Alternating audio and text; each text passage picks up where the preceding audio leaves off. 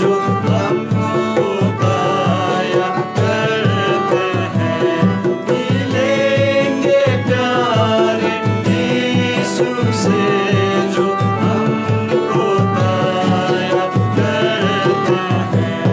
मसीह उन्हीं को आता है जो दैवत विश्वास है।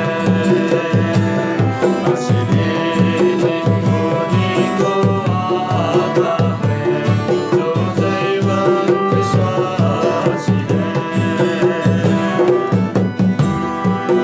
जिंदा पवित्र निर्दोष बनाकर सम्मुख में लाएगा। जिंदा पवित्र निर्दोष बनाकर सम्मुख में लाएगा। इनाम तब हम सब प्रभु से लेंगे, यीशु की यह इच्छा है। इनाम तब हम सब प्रभु से लेंगे, यीशु की यह इच्छा है। मसीह उन्हीं को आता है जो दैवत विश्वास है। मसीह उन्हीं को आता है जो दैवत विश्वास है। सदा उसको हम सब भजेंगे और साथ रहेंगे। सदा उसको हम सब भजेंगे और साथ रहेंगे। कैसे अद्भुत होंगे हम सब याद करते हैं। कैसे अद्भुत होंगे हम सब याद करते हैं। मसीह उन्हीं को आता है जो दैवत विश्वास है। मसीह उन्हीं को आता है जो दैवत विश्वास है। होंगे वारिस सब वस्तु का जो संपूर्ण उसके हैं। होंगे वारिस सब वस्तु का जो संपूर्ण उसके हैं। मसीह उन्हीं को आता है जो दैवत विश्वास है।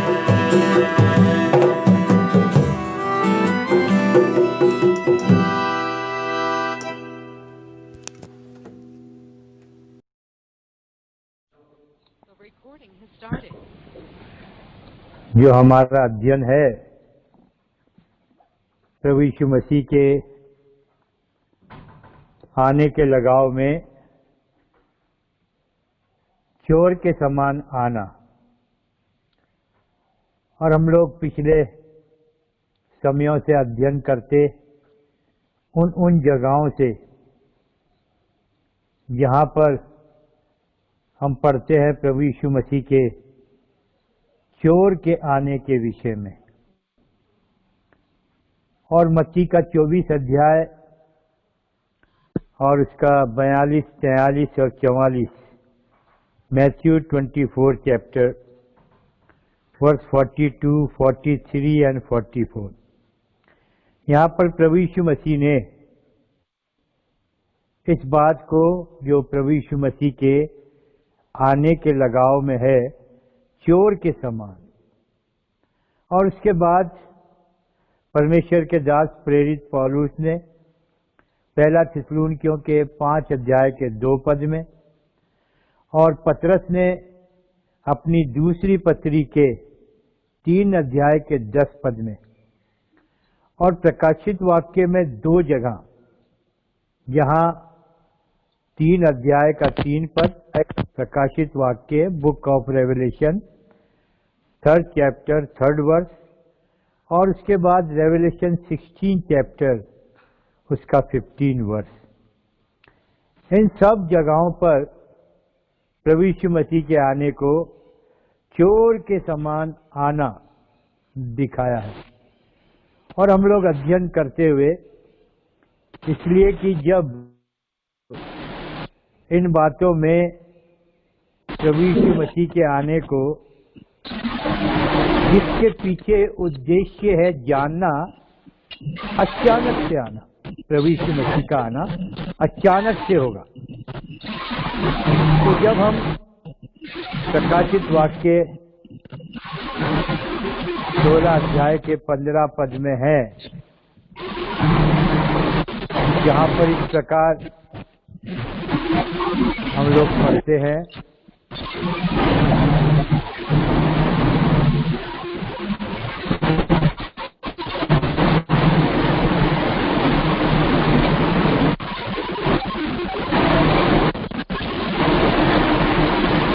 बोलिए अंकल, बोलिए, आ रहा है क्लियर।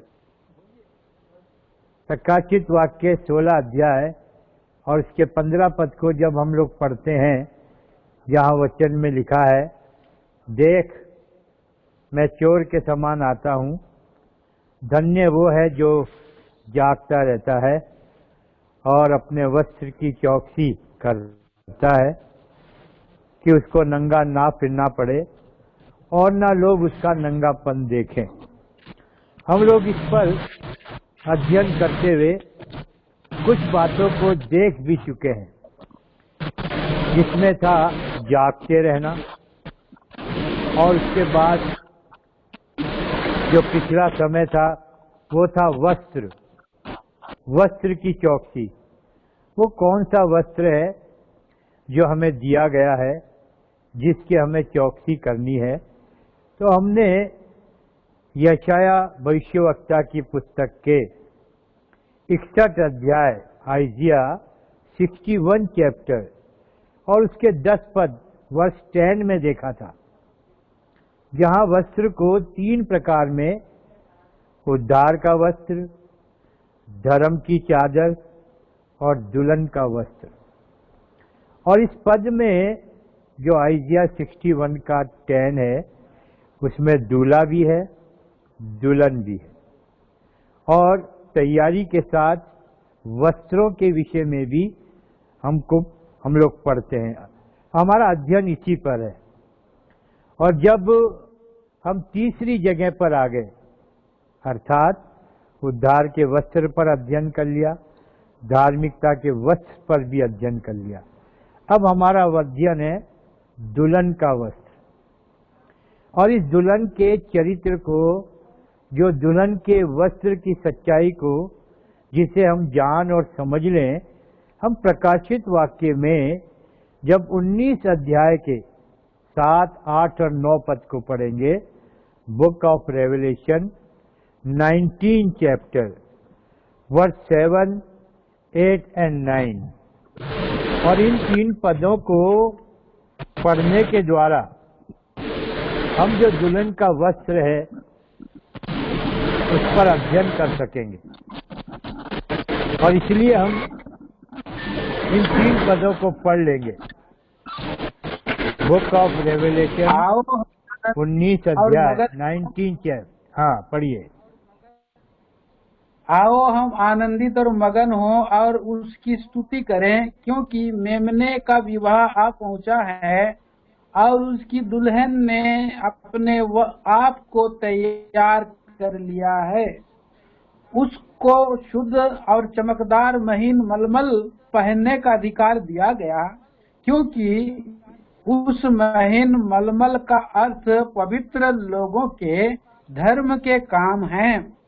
तब स्वर्गदूत ने मुझसे कहा, यह लेख कि धन्य वे हैं जो मेमने के विवाह के भोज में बुलाए गए हैं। फिर उसने मुझसे कहा, ये वचन परमेश्वर के सत्य वचन हैं। छोटी सी प्रार्थना करें। प्रभु जी, हम धन्यवादी हैं। आज के अध्ययन पर आपकी आशीष चाहते हैं। शैतान की कोई युक्ति सफल ना हो कि जिस तरीके में हम अध्ययन करते हुए संदेश को देते हैं रुकावट ना आने पाए। और तो और प्रभु अपने दास को भी क्रूस की आड़ में छुपा लीजिए। हर एक उस बात को जो आपकी ओर से है, आपके लोगों के लिए है, आत्मा में होकर हम तक पहुंचे। आप हमारी सहायता करिए, हम आपकी मीठी और धीमी आवाज को सुन सकें। सचमुच प्रभु, आपकी जो उद्देश्य में रखा है, आपका आना और हमारा बादलों पर उठा लिया जाना, इस अध्ययन के द्वारा जो दूल्हे के या मेमने के विवाह से जोड़कर हम देखें, ये सच्चाई भी हमें समझ में आ सके, सहायता करिए। जो शैतान की देखी अनदेखी सारी विरोधी शक्तियों को आपके सामर्थ्य नाम से डांटते और बांधते हुए प्रार्थना को लाते हैं प्रभु यीशु के नाम में, आमीन। मेरे प्रियो, हमारा जो अध्ययन है, जिस विषय को हम लोग पिछले काफी दिनों से लगातार वचन को पढ़कर ध्यान करते आ रहे हैं, वो है प्रभु यीशु मसीह का आना। अब प्रभु यीशु मसीह के आने को लेकर जब हमने इस बात को लिया है, जिसे प्रभु यीशु मसीह ने ही 25-24 में प्रकट किया कि किस प्रकार चोर आता है चोरी करने, और ठीक उसी प्रकार से मैं भी आऊंगा। जरूरी है, अगरची घर का स्वामी ये जान लेता है कि आज रात को चोर आएगा, तो वो अपने घर में सेंध लगने ना देगा। दूसरे अर्थों में वो जागृत रहेगा, वो जाग कर इस बात का ध्यान रखेगा। ठीक इसी तरीके से प्रियो, जब हम भी इस अध्ययन के द्वारा प्रभु यीशु मसीह के आगमन को जानना और समझना चाह रहे हैं, ये बात प्रभु ने मुझे दिखाई कि हम वस्त्रों के अध्ययन में जिस प्रकार उद्धार का और धार्मिकता का वस्त्र देखकर इस दुल्हन का वस्त्र देखते हैं, क्यों न हम इस बात को भी जान और समझ लें कि प्रभु यीशु मसीह का आना जो चोर के समान है, यदि इसी आने को, जिसमें ये भी एक सच्चाई है कि प्रभु यीशु मसीह दूल्हे के समान आएगा, और हम जो उसके लिए, जब प्रभु यीशु मसीह चोर के समान आता है तो हम बहुमूल्य हैं, क्योंकि उसी ने हमको बहुमूल्य बनाया है।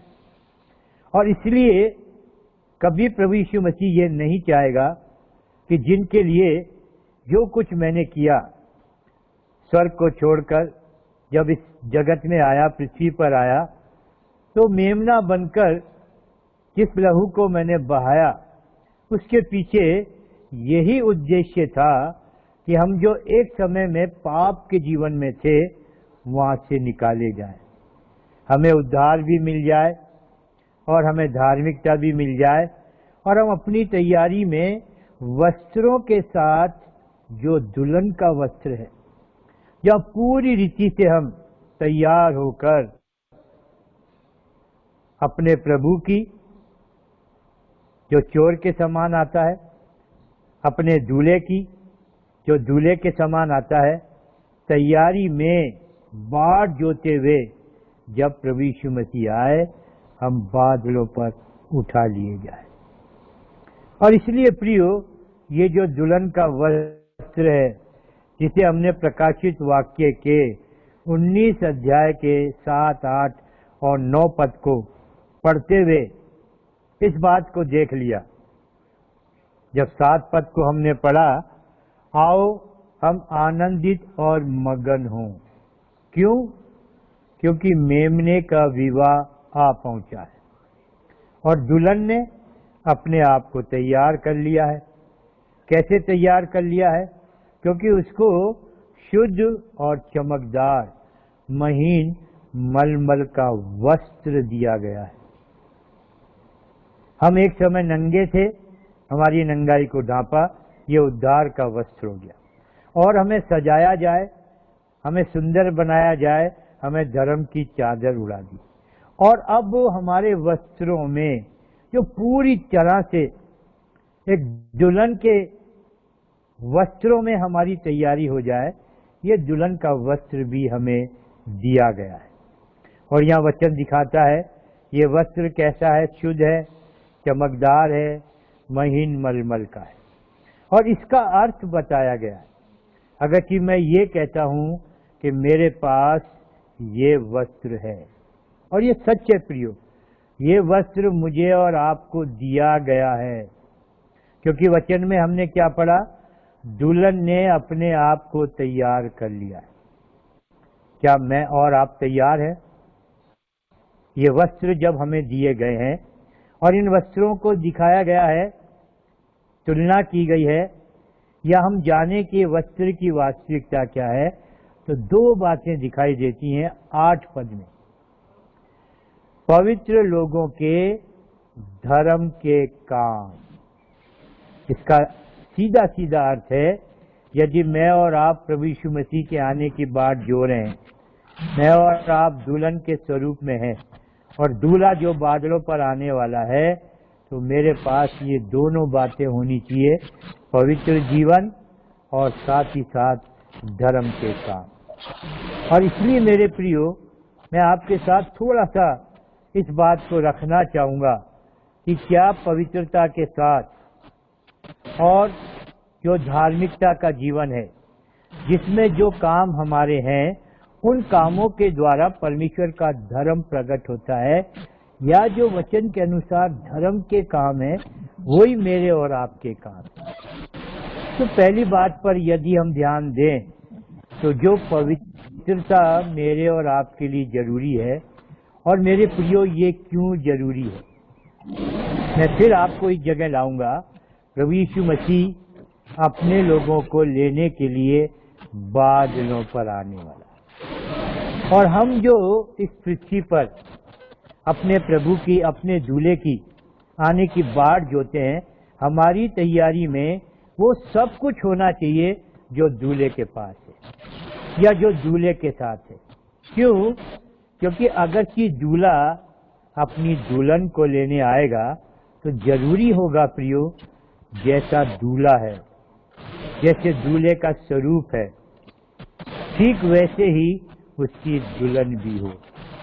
आप समय निकाल कर जब पढ़ेंगे इफिसियों के 5वें अध्याय का 27 पद, तो वहां पर लिखा है, जो प्रभु यीशु मसीह कलीसिया का सिर है, और ये दुल्हन कलीसिया जो उसकी दुल्हन है, उसके विषय में दिखाया गया एक ऐसी तेजस्वी कलीसिया जिसे प्रभु यीशु मसीह अपने पास खड़ी करेगा, जिसमें ना कलंक होगा, ना झुर्री होगी, वरन पवित्र होगी, निष्कलंक होगी, निर्दोष होगी। और हम प्रभु यीशु मसीह में जो दूल्हा है, जब इस चरित्र को देखेंगे प्रियो, मैं 3 पदों को आपके सामने रखूंगा, आप समय निकाल कर पढ़िएगा। यूहन्ना रचित सुसमाचार के 10वें अध्याय का 36 पद, Gospel of John 10 chapter verse 36, जहाँ प्रभु यीशु मसीह ने अपने विषय में गवाही दी, जिसे पिता ने पवित्र ठहरा कर भेजा है। इसका मतलब जब प्रभु यीशु मसीह इस जगत में आया, वो पवित्र जीवन के साथ। दूसरी बात, न केवल प्रभु यीशु मसीह पवित्र, पर जब यूहन्ना के 3 अध्याय का 13 पद पढ़ेंगे, Gospel of John 3rd chapter 13 verse, वहाँ प्रभु यीशु मसीह जब इस पृथ्वी पर है, खुद अपने विषय में गवाही दे रहा है, वो स्वर्ग से आया है और वो स्वर्ग में जाएगा। और जब पृथ्वी पर है तो भी उसने क्या कहा, मैं स्वर्ग में। तो प्रभु यीशु मसीह पवित्र है, प्रभु यीशु मसीह स्वर्गीय है। और तीसरी जो बड़ी और मुख्य बात है प्रियो प्रभु यीशु मसीह के लिए, 1 जॉन पहला यूहन्ना और उसका 5वां अध्याय, और जब उसके 20 पद को पढ़ेंगे वहां पर लिखा है प्रभु यीशु मसीह के विषय में। हाँ, सच्चा है प्रभु यीशु मसीह। दूसरी बात, प्रभु यीशु मसीह अनंत है और परमेश्वर भी है। तो प्रभु यीशु मसीह जो सच्चा है, परमेश्वर है और अनंत है। अब इन बातों के कहने से क्या अर्थ है? जब प्रभु यीशु मसीह स्वर्गीय है, प्रभु यीशु मसीह पवित्र है और प्रभु यीशु मसीह अनंत है, तो जिस दुल्हन को वो लेने आ रहा है, जिसे अपने पास खड़ी करेगा, जो दुल्हन उसके साथ स्वर्ग में जाएगी, क्या मेरे प्रियो ये जरूरी नहीं होगा कि उसकी दुल्हन भी पवित्र हो, उसकी दुल्हन भी स्वर्गीय हो और उसकी दुल्हन भी अनंत हो? और भी बातें हैं, लेकिन ये मुख्य बातें जिसके द्वारा हम अपने जीवन की तैयारी को देख और समझ सकते हैं और जांच भी सकते हैं। यदि ये तीनों प्रकार के जीवन के साथ मैं और आप नहीं है प्रियो, तो सोचना पड़ेगा, क्या मेरी और आपकी तैयारी पूरी है? क्या जो वस्त्र हमें दिए गए हम उसकी चौकसी कर रहे हैं? क्योंकि वस्त्रों को ही दिखाया गया है पवित्र जीवन और धर्म के काम। और ये पवित्रता इसीलिए जरूरी है प्रियो कि जब हमारा प्रभु यीशु मसीह पवित्र है और जब वो आएगा और हम उसके साथ बादलों पर उठाए जाकर स्वर्ग में जाएंगे, तो ये कैसे संभव होगा यदि ये पवित्रता हमारे पास ना हो? क्योंकि वचन क्या कहता है?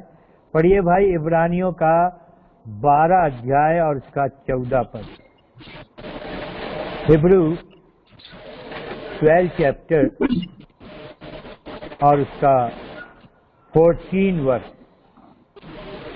सबसे मेल मिलाप रखो और उस पवित्रता के खोजी हो जिसके बिना कोई प्रभु को कदापि ना देखेगा।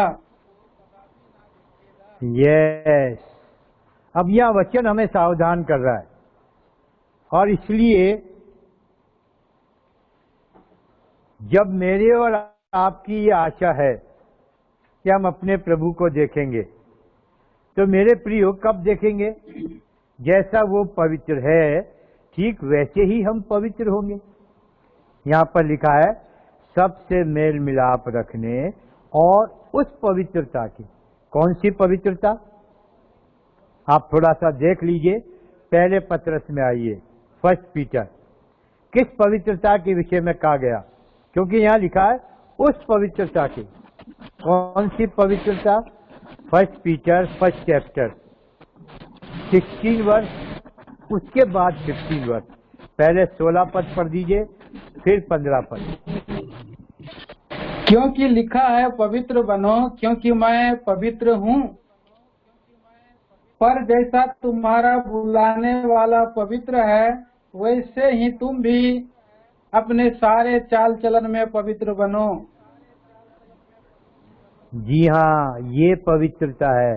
उस पवित्रता में, अर्थात जैसा तुम्हारा बुलाने वाला परमेश्वर, परमेश्वर की पवित्रता। क्या प्रियो ये पवित्रता मेरे और आपके पास है? क्योंकि पवित्र तो केवल परमेश्वर है, परमेश्वर को छोड़ कोई और पवित्र नहीं। और यदि परमेश्वर ही अपनी पवित्रता ना दे, अगर सिर्फ परमेश्वर ही पवित्र ना करे, तो मेरे प्रियो ये मनुष्य जो पाप में है कभी पवित्र किसी भी उपाय से, किसी भी तरीके से नहीं बन सकता। और कौन सी पवित्रता में? जो परमेश्वर के समान हमें पवित्र बनाए। और जब वचन में ध्यान देते हैं प्रियो, तो इन दो बातों को हम ले सकते हैं ये जानने के लिए, केवल पवित्र है तो वो परमेश्वर पवित्र है। और अगर कोई पवित्र बनाता है तो वो बनाने वाला भी परमेश्वर ही है जो पवित्र बना सकता है। भाई पढ़िए लेविटिकस, लेवे व्यवस्था और उसका 19 अध्याय और उसका 2 पद। इस्राएलियों की सारी मंडली से कहे कि तुम पवित्र बनो, क्योंकि मैं तुम्हारा परमेश्वर यहोवा पवित्र हूँ। यस, ये तो कहा कि तुम पवित्र बनो, और कैसे पवित्र बने, और साथ में परमेश्वर ने अपने आप को भी दिखा दिया, मैं यहोवा हूं जो पवित्र हूं। पवित्र बने कैसे, कौन बनाएगा? पढ़िए भाई लेविटिकस 20 चैप्टर 20 अध्याय और उसका 8 पद, वर्स 8। और तुम मेरी विधियों को मानना और उसका पालन भी करना, क्योंकि मैं तुम्हारा पवित्र करने वाला यहोवा हूँ। मैं तुम्हारा पवित्र करने वाला यहोवा हूँ। यहोवा के पास अधिकार है कि वो पवित्र करे, वही पवित्र है, वही हमें पवित्र बना सकता है। और जो पवित्रता मुझे और आपको दी गई है, ये दी जा चुकी है। हमने प्रभु यीशु मसीह पर विश्वास किया है, तो विश्वास करने से ही तो उद्धार पाए। उस उद्धार के साथ हमें धार्मिकता दी गई, और इसी के द्वारा हमें पवित्रता भी दी गई। पिछले समय मैंने आपको बताया था कि धार्मिकता और पवित्रता दोनों एक दूसरे के साथ जुड़े हैं, दोनों एक दूसरे के पूरक हैं, दोनों एक दूसरे के पहलू हैं। धार्मिकता और पवित्रता को अलग नहीं किया जा सकता।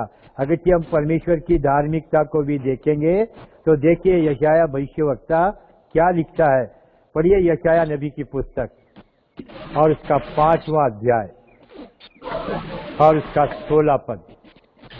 हम ये भी समझ सकेंगे कि परमेश्वर पवित्र तो है, पर वो क्यों पवित्र है।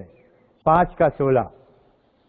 परंतु सेनाओं का यहोवा न्याय करने के कारण महान ठहरता, और पवित्र परमेश्वर धर्मी होने के कारण पवित्र ठहरता है।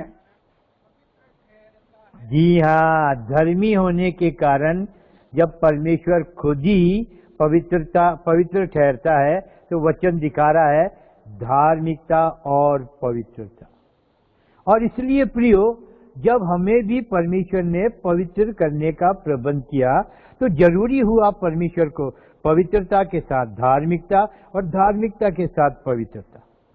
जब हम नए नियम में देखते हैं, मेरे साथ आइए 1 कुरिन्थियों का 6वां अध्याय, और इस 6ठे अध्याय के 9वें और 10वें पद को पढ़ने की जरूरत नहीं है, पर वहां हमारे उस जीवन चरित्र को दिखाया गया है जहां हम अशुद्ध हैं, अपवित्र हैं, अन्यायी हैं। हमारे जीवन के पाप का घिनौना जीवन चरित्र है 9 और 10 पद में। और उस जीवन में रहते हुए जो 9 और 10 पद में है प्रियो, कोई उपाय नहीं है कि मनुष्य अपने में से वो सारी गंदगी को हटा सके और कहीं से पवित्रता को ला सके। है ही नहीं कहीं पवित्रता। पवित्र केवल परमेश्वर है, पवित्र करने वाला ही परमेश्वर है। परमेश्वर कैसे पवित्र करता है, उसने मुझे और आपको कैसे पवित्र किया है, पढ़िएगा 6ठे अध्याय का 1 कुरिन्थियन 6 चैप्टर वर्स 11। और तुम में से कितने ऐसे ही थे, परंतु तुम प्रभु यीशु मसीह के नाम से और हमारे परमेश्वर की आत्मा से धोए गए और पवित्र हुए और धर्मी ठहरे। जी हाँ, पवित्र हुए और धर्मी ठहरे, दोनों बातें साथ साथ हैं। प्रभु यीशु मसीह के नाम से, और दूसरी बात परमेश्वर ने अपने आत्मा से हमें धोया। मेरे प्रियो, परमेश्वर का प्रेम कितना बड़ा है। परमेश्वर का हमारे प्रति जो जुड़ाव है, हमारे प्रति जो उसका दृष्टिकोण है, हमारे लिए जो उसका उद्देश्य है, हम समझ सकते हैं प्रियो। हमने आप पाप करके कैसे अपने को परमेश्वर से अलग किया, लेकिन परमेश्वर ने इस पापी मनुष्य को नहीं छोड़ा, हमारे पीछे पीछे लगा रहा। प्रभु यीशु मसीह को भेज दिया। प्रभु यीशु मसीह जगत में आया, उसका भी ये उद्देश्य था कि वो हमको पवित्र करे। और तो और परमेश्वर ने अपने आत्मा से हमें धोया। परमेश्वर के पास स्वर्ग है, परमेश्वर के पास पृथ्वी लोक है, परमेश्वर के पास पाताल लोक है।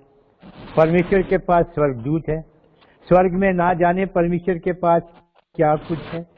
पर परमेश्वर ने कोई भी ऐसी चीज को हमारे पवित्रीकरण के लिए काम में नहीं लिया। क्यों? क्योंकि हमारे पाप की गंदगी इतनी अधिक है, वो किसी भी चीज से पवित्र नहीं हो सकती। अगर कि मनुष्य पवित्र हो जाता मेरे प्रियो, तो पुराने नियम में जानवरों का जो लहू बहाया गया, पक्षियों का जो लहू बहाया गया, जितने प्रकार के बलिदान थे वो मनुष्य जाति के द्वारा दिए जाते रहे। पर क्या हुआ? वचन में लिखा है उन लहू से जो जानवरों का था, हाँ, क्योंकि नियम था प्रायः बिना लहू बहाए पापों की क्षमा नहीं थी, शुद्धता नहीं थी। पर तो भी क्या जरूरी हुआ? पापों की क्षमा के साथ साथ जो छुटकारा और जो पवित्रता परमेश्वर की है, उस पवित्रता के नाप में लाए जाएं खुद परमेश्वर को और प्रभु यीशु मसीह को। परमेश्वर ने अपने आत्मा के द्वारा धोया और प्रभु यीशु मसीह ने क्या किया? पढ़िए इब्रानियों का 13 अध्याय, हिब्रू 13 चैप्टर और 12 वर्ष। इब्रानियों का 13 अध्याय और उसका 12 पद। इस कारण यीशु ने भी लोगों को अपने ही लहू के द्वारा पवित्र करने के लिए फाटक के बाहर दुख उठाया। देखा, प्रभु यीशु मसीह ने भी हमें पवित्र करने के लिए, और पवित्रीकरण किससे है? लहू से। और ये लहू कैसे बहाया? दुख उठाकर। क्रूस पर का लहू वही मेरे और आपके लिए परमेश्वर की ओर से किया गया प्रबंध है, जिसमें हम उस पवित्रता को पा लेते हैं, उस पवित्रता से पवित्र किए जाते हैं मेरे प्रियो, जो परमेश्वर की पवित्रता है। अगर कि हमारा प्रभु यीशु मसीह पवित्र है और वो हमें लेने आएगा, तो कितना जरूरी है हमारे पास भी वही पवित्रता हो। और जैसा हमने पढ़ा इब्रानियों के 12 अध्याय का 14 पद, सबसे मेल मिलाप रखने और उस पवित्रता के, कौन सी पवित्रता? जिसे हमने पहले पत्रस के पहले अध्याय के 15 पद में, जैसा तुम्हारा बुलाने वाला परमेश्वर पवित्र है, ठीक वैसे ही अपने सारे चाल चलन में, जैसा वो पवित्र है ठीक वैसे ही पवित्र। तो ये पवित्रता प्रियो परमेश्वर की आत्मा के द्वारा और प्रभु यीशु मसीह के लहू के द्वारा।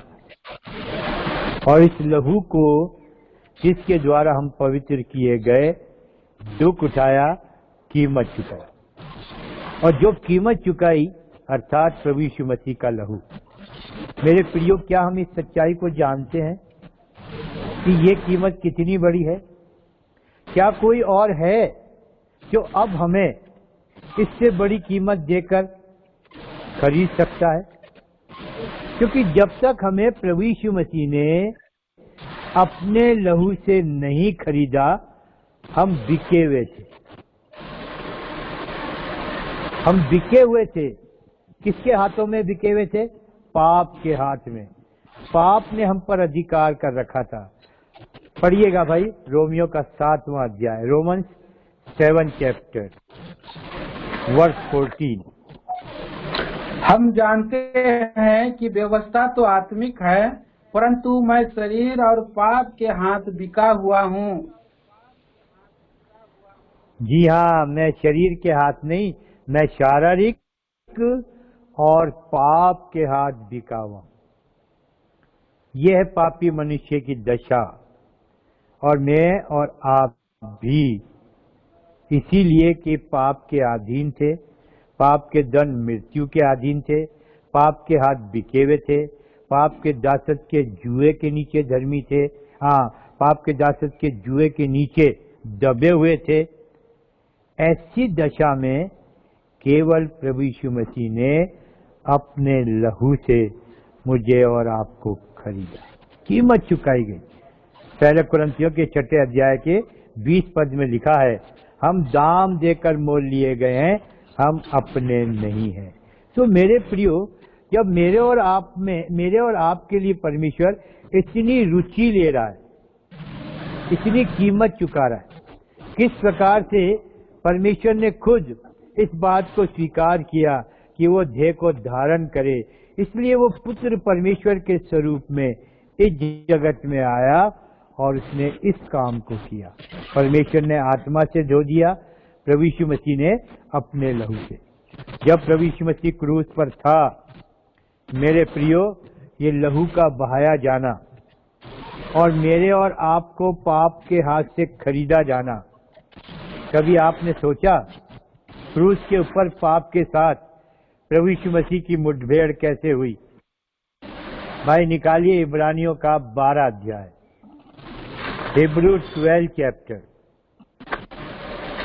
उसका 3rd और 4th वर्ष। इसलिए उस पर ध्यान वचन में करो लिखा है, जिसने अपने विरोध में पापियों का इतना विरोध सह लिया कि तुम निराश होकर साहस न छोड़ दो। तुमने पाप से लड़ते हुए उससे ऐसे मुठभेड़ नहीं की कि तुम्हारा लहू बहा हो। जी हाँ, 3 पद में लिखा है, इसलिए उस पर ध्यान करो। हम लोग कितना ध्यान करते हैं? हम विश्वासी लोगों के घरों में भी आपको क्रूस लटके हुए दिख जाएंगे, टेबल पे रखे हुए दिख जाएंगे। कोई लकड़ी का क्रूस है, कोई सोने का क्रूस है, कोई चांदी का क्रूस है, कितने कितने धातुओं के क्रूस मिल जाएंगे, और कितने क्रूस ऐसे मिलेंगे जिस पे कोई लटका हुआ ही नहीं। अब वो पता नहीं कौन सा क्रूस है, चोर का क्रूस है या प्रभु यीशु मसीह का क्रूस है। और यदि कहीं किसी क्रूस पर कोई लटका हुआ भी है तो उसकी छवि कैसी है? कभी आपने क्रूसित मसीह को वचन के अनुसार क्रूस पर देखा? भाई मेरे साथ आइए यशाया का 52 चैप्टर, आइजिया 52 चैप्टर और वर्ष 13 और 14। देखिए प्रभु यीशु मसीह को क्रूस पर। देखो मेरा दास बुद्धि से काम करेगा, वह ऊंचा महान और अति महान हो जाएगा, जैसे बहुत से लोग उसे देखकर चकित हुए, क्योंकि उसका रूप यहाँ तक बिगड़ा हुआ था कि मनुष्य का सा न जान पड़ता था, और उसकी सुंदरता भी आदमियों की तरह रह गई थी। ये है क्रूसित मसीह, ये है प्रभु यीशु मसीह जिसने क्रूस पर लहू बहाया।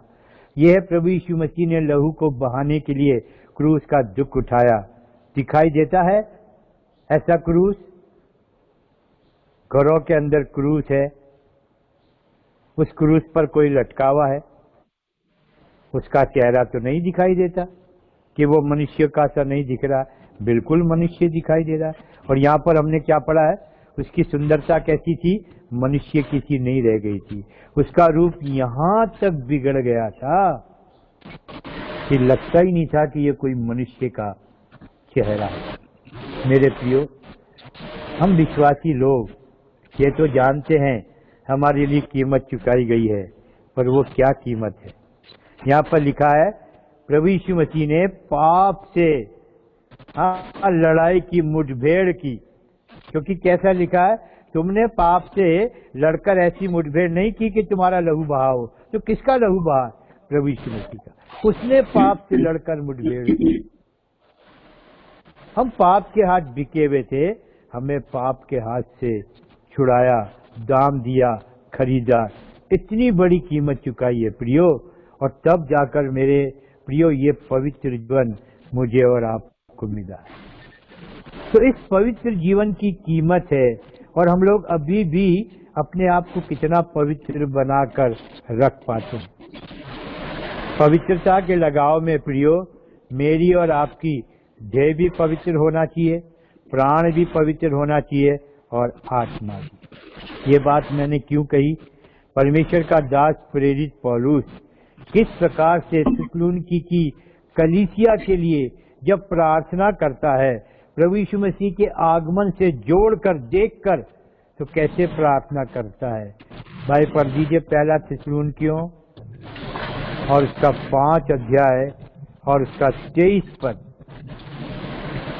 शांति का परमेश्वर आप ही तुम्हें पूरी रीति से पवित्र करे और तुम्हारी आत्मा और प्राण और देह हमारे प्रभु तुम्हारी आत्मा और तक पूरे पूरे और निर्दोष रहें। पढ़िए पढ़िए, देखा, तुम्हारा ये बुलाने भी वाला सच्चा आत्मा है। भी और प्राण भी।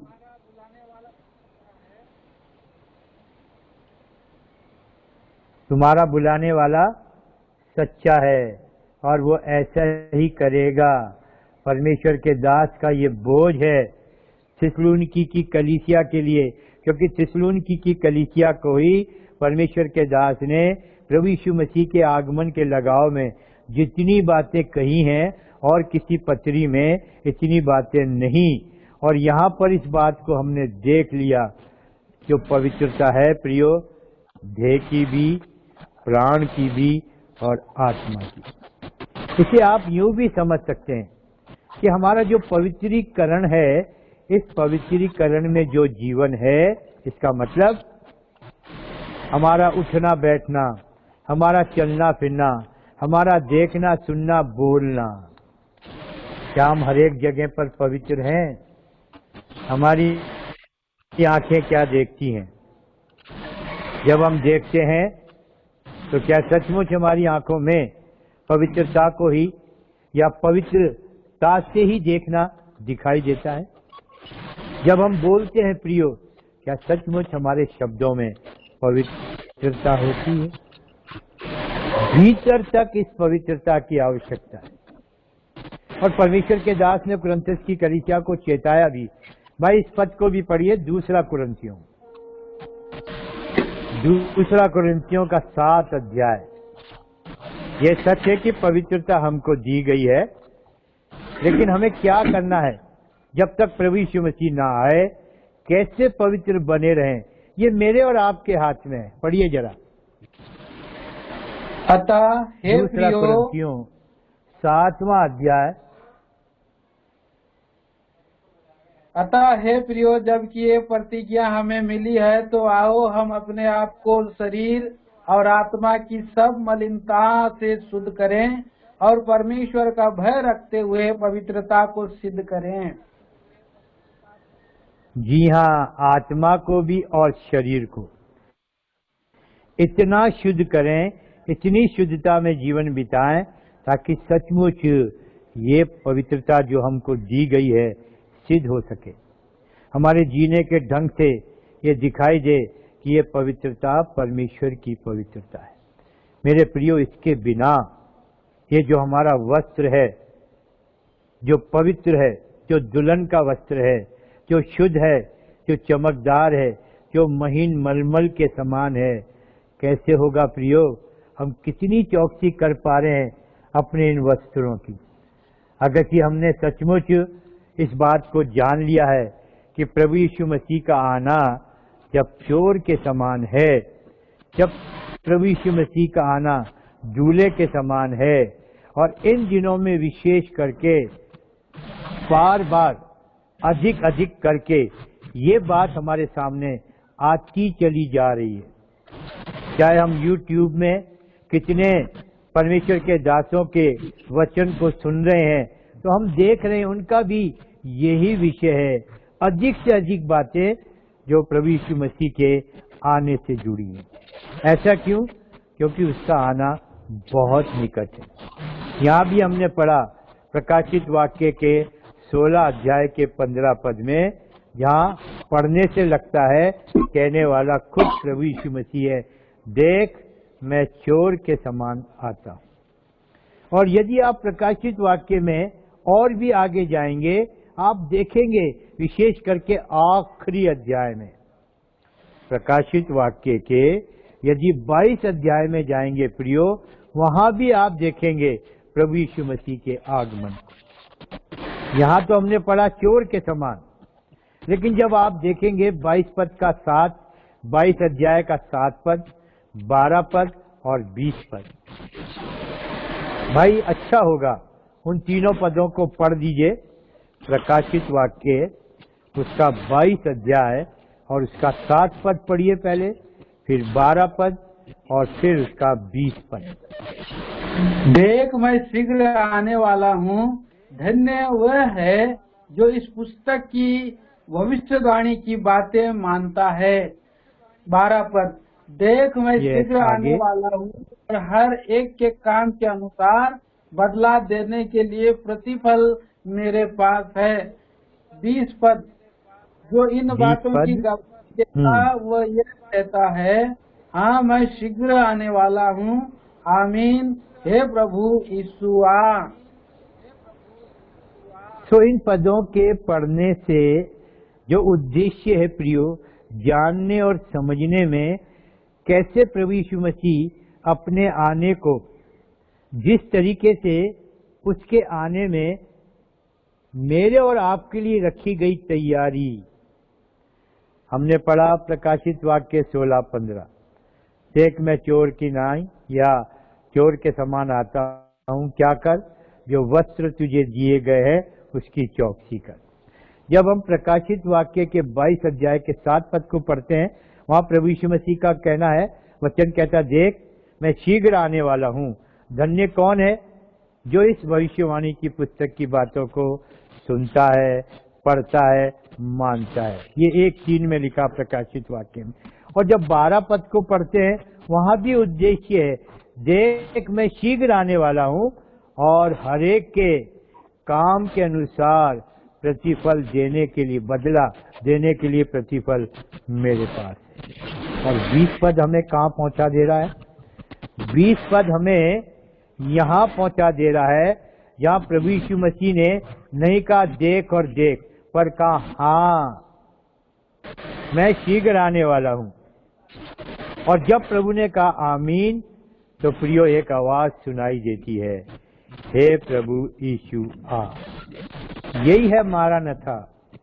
ये कहने वाला है यूहन्ना, जो प्रभु यीशु मसीह का चेला, जिसने प्रकाशित वाक्य की पुस्तक को लिखा। क्या ये आवाज आपके पास है?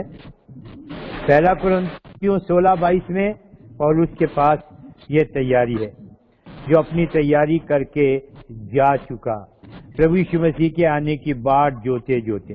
थिस्सलुनीकी की कलीसिया, वो भी अपने आप में पूरी तरह से तैयार होकर प्रभु यीशु मसीह के आने की बाट जोते जोते जा चुकी। अभी थिस्सलुनीकी की कलीसिया का कोई जन इस पृथ्वी पर नहीं, लेकिन आप और मैं, हम हैं। और हमारे लिए भी प्रियो ये जरूरी है कि हम सचमुच प्रभु यीशु मसीह के जोर से आने को, अर्थात जो अचानक से आना है, उसको समझ सके। और इसलिए प्रियो तैयारी में जितनी बातें हैं, उनको बार बार हम अगर अध्ययन नहीं करेंगे, तो कोई परमेश्वर का दास जब एक संदेश लेकर आपको सुनाता है, तो उन्हीं बातों को बार बार कितनी बार सामने लाएगा। हमारा अध्ययन करने का मतलब ही यही होता है कि हम उसका अभ्यास करें। एक दौड़ को दौड़ने वाला इनाम को जीतेगा कब? जब वो अपनी दौड़ के लिए लगातार यत्न करता रहेगा, अभ्यास करता रहेगा। ऐसी जो हमारा अध्ययन है, उसका यदि हम अभ्यास नहीं करेंगे, अपने आप को नहीं जांचेंगे, अपने वस्त्रों के विषय में सचेत और जागृत नहीं होंगे, मेरे प्रियो बड़ा कठिन हो जाएगा कि हम सचमुच ऐसे समय में, जब प्रभु यीशु मसीह का आना बिल्कुल निकट है, क्या प्रियो हम लोग तैयार हैं? और इसलिए इससे पहले कि मैं आज का संदेश समाप्त करूं, जागने से मैं आपके साथ 2-3 जगहों से वचन को केवल पढ़ना चाहूंगा। और ये पढ़ना इसलिए ताकि हम भी इन्हीं पदों को पढ़ के अध्ययन करके, ध्यान करके अपने जागने को समझ सकें, अपनी तैयारी को समझ सकें, वस्त्रों को समझ सकें, और इस बात को जान सकें कि जिस प्रकार उत्पत्ति परमेश्वर के वचन, पवित्र बाइबल की पहली पुस्तक है जिसमें पाप के कारण मनुष्य की नंगाई प्रकट हो गई, उसी को ढकने का प्रबंध किस प्रकार जिन वस्त्रों के द्वारा किया गया है, वो वस्त्र मुझे और आपको दिए गए हैं। उद्धार का वस्त्र, पहला वस्त्र जो पाप को ढांप देता है। फिर दूसरा, धर्म की चादर, जो उद्धार के वस्त्र के ऊपर, जिसके विषय में हमने अय्यूब के 29 अध्याय का 14 पद पढ़ा था, जहाँ अय्यूब के मित्र अय्यूब को, जो एक धर्मी जन था, जिसके विषय में खुद यहोवा परमेश्वर ने गवाही दी थी शैतान को, ये कहते हुए, देखा तूने मेरे दास को, जो खरा है, जो सीधा है, जो परमेश्वर का भय मानता है, जो बुराई से दूर रहता है। और उसके मित्र उसको दोषी ठहराना चाह रहे, लेकिन अय्यूब ने क्या कहा? मैं धर्म को ओढ़े रहा और धर्म मुझको ढांपे रहा। ये प्रियो धर्म। और जब हमने ध्यान दिया था इफिसियों के 6 अध्याय के 14 पद में, यही धर्म की चादर, यही धर्म का वस्त्र मेरे प्रियो आत्मिक जीवन में, जब मैं और आप एक मसीह के योद्धा हैं, अच्छे योद्धा, तो ये वस्त्र धार्मिकता की झिलम भी, धार्मिकता की झिलम। तो इन सब की हमें चौकसी करनी है प्रियो। यही तो मांग रहा है वचन, प्रकाशित वाक्य के 16 अध्याय का 15 पद। हम अपने वस्त्र की चौकसी करें, और चौकसी करेंगे प्रियो तो जागना पड़ेगा। और जागना है तो कैसे जागें? यही बातें बार बार हमारे सामने आती हैं। मैं 2-4 पदों को आपके साथ बांटूंगा। सबसे पहले आइए लूका 21, लूका रचित सुसमाचार और उसका 21 अध्याय। भाई मेहरबानी से 36 पद को पढ़ दीजिए। इसलिए जागते रहो और हर समय प्रार्थना करते रहो कि तुम इन आने वाली घटनाओं से बचने और मनुष्य के पुत्र के सामने खड़े होने के योग्य बनो। जी हाँ, जब मुझे और आपको प्रभु यीशु मसीह के सामने खड़ा होना है, तो इस सच्चाई को जानकर प्रियो वचन हमें दिखा रहा है। इसलिए जागते रहो और हर समय प्रार्थना करते रहो। जब हम ऐसा करेंगे तो आने वाली घटनाओं से भी बचेंगे, और इन आने वाली घटनाओं से हम प्रभु यीशु मसीह के आगमन को भी पहचान लेंगे। और दूसरी बात, हम इस योग्य बन सकेंगे कि जब प्रभु यीशु मसीह आएगा, बादलों पर हम उठा लिए जाएंगे और हम स्वर्ग में प्रभु यीशु मसीह के न्याय आसन के सामने 2 कुरिन्थियों के 5 अध्याय के 10 पद के अनुसार खड़े हो सकेंगे। तो इस प्रकार से प्रियो, यदि हम इन वचनों को पढ़ेंगे, ध्यान देंगे, तो सचमुच हम जागते रहेंगे। भाई एक जगह से और पढ़िएगा, मरकुस 13 अध्याय, मरकुस 13 अध्याय मेहरबानी से पढ़ दीजिएगा। 35, 36 और 37। Mark 13 chapter verse 35, 36, 37। इसलिए जागते रहो, क्योंकि तुम नहीं जानते कि घर का स्वामी कब आएगा, सांझ को या आधी रात को या मुर्ग के बांग देने के समय या भोर को। ऐसा ना हो कि वह अचानक आकर तुम्हें सोते पाए। और जो मैं तुमसे कहता हूँ वही सबसे कहता हूँ, जागते रहो। जी हाँ, कहने वाला खुद प्रभु यीशु मसीह है। और प्रभु यीशु मसीह ने जागने के लगाव में इस बात को भी बता दिया, हम कितनी देर तक जागते रहें, कौन से समय तक जागते रहें। क्योंकि जो घर का स्वामी है, अर्थात जो हमारा प्रभु यीशु मसीह, जो शीघ्र आने वाला है, वचन दिखा रहा, उसका आना सांझ को भी हो सकता है, आधी रात को भी हो सकता है, मुर्ग के बांग देने के समय भी हो सकता है, और भोर को भी हो सकता है। और आप इसे इस तरीके से समझिए, जब आप लूका के 17 अध्याय के 26 पद से लेकर 26 वर्ष से 39 वर्ष तक पढ़ेंगे प्रियो, ये समय भी समझ में आएगा। क्योंकि प्रभु यीशु मसीह ने क्या कहा अपने आने के विषय में, उस समय को लेकर जब 2 स्त्रियां चक्की पीसती होंगी, एक ले ली जाएगी। स्त्रियां कब चक्की पीसती हैं? आजकल तो चक्की का शब्द सुनाई नहीं देता। मैंने सुना है सुबह भोर को 4-5 बजे गांव की स्त्रियां चक्की पीसती। तो ये समय है भोर का। 2 जने चक्की पीसती होंगी, एक ले ली जाएगी। इसका मतलब प्रभु भोर को भी आ सकता है। फिर दूसरी बात लिखा है 2 जन खेत में होंगे, एक ले लिया जाएगा। खेत में लोग कब काम करते हैं? दिन के अंदर। प्रभु यीशु मसीह दिन के समय में भी आ सकता है। दूसरी बात फिर क्या पढ़ते हैं? जब 2 जने एक खाट पर होंगे, एक ले लिया जाएगा। 2 जन कब खाट पे होते हैं? रात के अंदर। मेरे प्रियो, प्रभु यीशु मसीह कभी भी आ सकता है।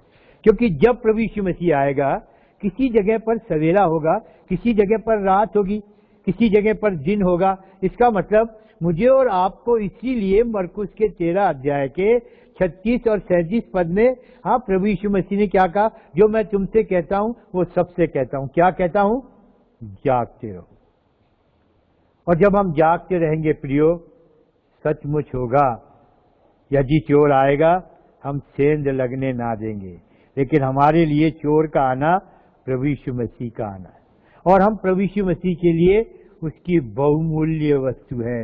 प्रभु यीशु मसीह ले जाएगा, लोग बागों को मालूम नहीं पड़ेगा, वो अचानक से आएगा, अचानक से। भाई पढ़िए मेहरबानी से मत्ती का 24 अध्याय और उसका 44 पद, वर्ष 44।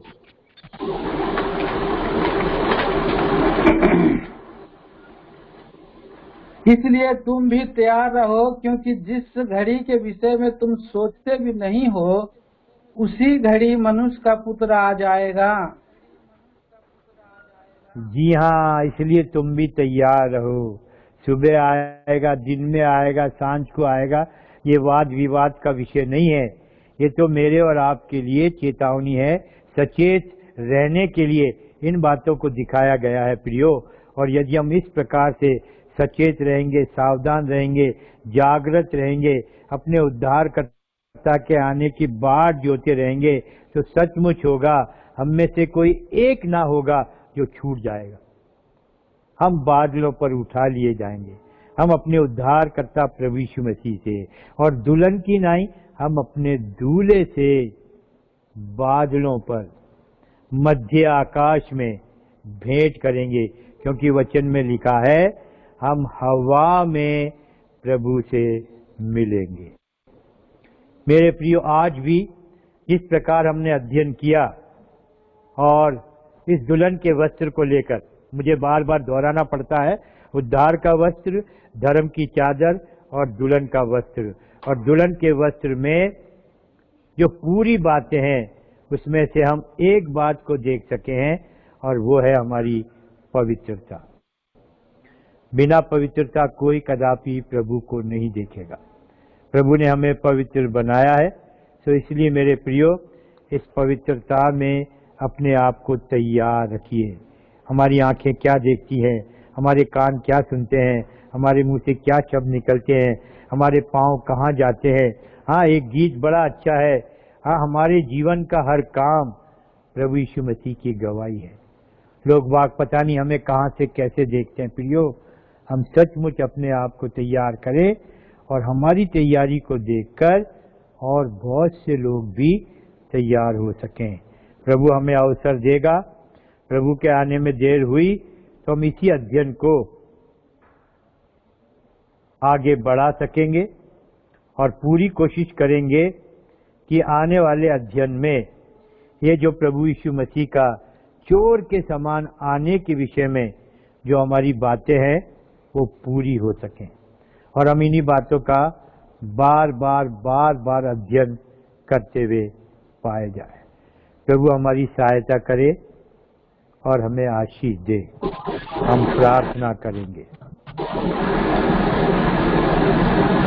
आप करिए अंकल। प्रेमी पिता, दयालु परमेश्वर, हम बहुत ही धन्यवादी हैं इन दिनों में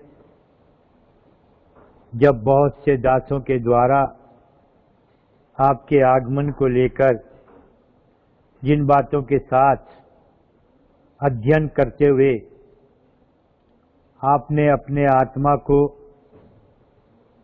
हमारे बीच इस तैयारी के लिए कि जब आप आए बादलों पर हम तैयार हो जाएं, सहायता करते हुए हमें यहाँ तक पहुँचाया है। कितने दास प्रभु, जैसे आपके दास हमारे भाई रंजीत का प्रयास है, और सब दासों का एक विषय है प्रभु यीशु मसीह का आना।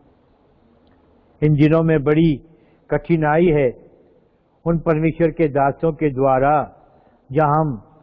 जब इन बातों को सुन रहे हैं तो बहुत से दास हैं जो सच्ची शिक्षा के साथ है, वचन की सच्चाई के साथ है, जो आत्मा का दर्शन और वचन उनको मिल रहा है उसके साथ है।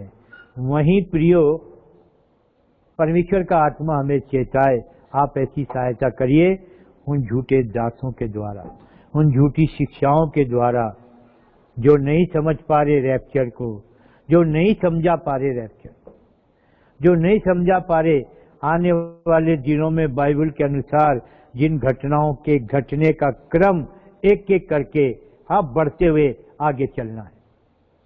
तो आप सहायता करिए प्रभु, हमें जो वचन मिल रहा है हम सचमुच उसका अध्ययन कर सके।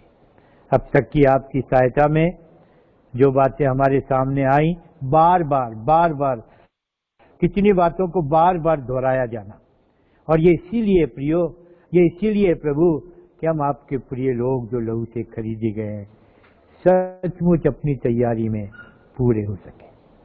पिताजी हमारी बड़ी सहायता करें, बड़ी सहायता करें। हमारी आवश्यकता को आप ही पूरा करेंगे। प्रार्थना सुनिए, मांगते अपने उद्धारकर्ता प्रभु यीशु के नाम में, आमीन। अब हमारे पिता परमेश्वर का प्रेम, हमारे प्रभु यीशु मसीह का अनुग्रह और पवित्र आत्मा की संगति, सहभागिता हम सब के साथ जो प्रभु यीशु मसीह के आने को प्रिय जानते हैं, अब से लेकर प्रभु यीशु मसीह के आने के दिन तक होती रहे। आमीन, जय आमीन। जय मसीह।